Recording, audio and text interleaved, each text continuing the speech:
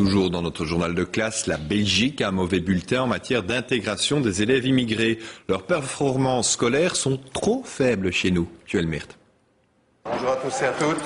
C'est une première place peu enviable pour la Belgique. Notre enseignement est le plus discriminatoire d'Europe.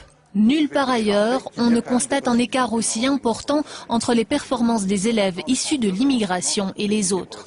L'enquête montre par exemple qu'à l'âge de 15 ans, en mathématiques, 18% des élèves autochtones ont des difficultés sévères.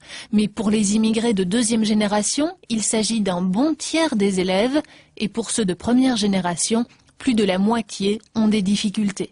Alors comment l'expliquer? Il y a des raisons socio-économiques, il y a aussi la langue que l'on parle à la maison, mais ça c'est valable pour tous les pays d'Europe. Alors pourquoi l'ascenseur social est-il en panne en Belgique plus qu'ailleurs? Il y a surtout le facteur de ségrégation scolaire qui joue un rôle. Nous observons que les élèves issus de l'immigration se trouvent dans des écoles particulières, des écoles spécifiques, et cette ségrégation scolaire, sociale et ethnique a des impacts négatifs importants.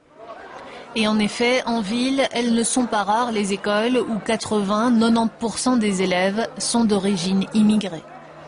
Le témoignage de Radouane met en évidence une deuxième explication propre à la Belgique, la relégation précoce et parfois systématique de certains élèves vers le technique et le professionnel.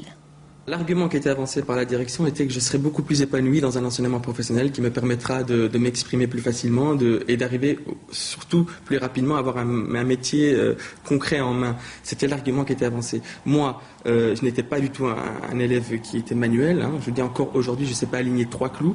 Et on m'a avancé cet argument-là. Donc c'était assez violent. J'avais 13 ans. J'ai eu la chance donc d'avoir des parents qui m'ont soutenu, qui étaient conscients et qui ont très bien vu que si je continuais dans cette voie-là, je serais en décrochage scolaire les 3 années qui suivent. Radouane a finalement bouclé des études supérieures, mais ils sont trop peu à avoir suivi ce parcours.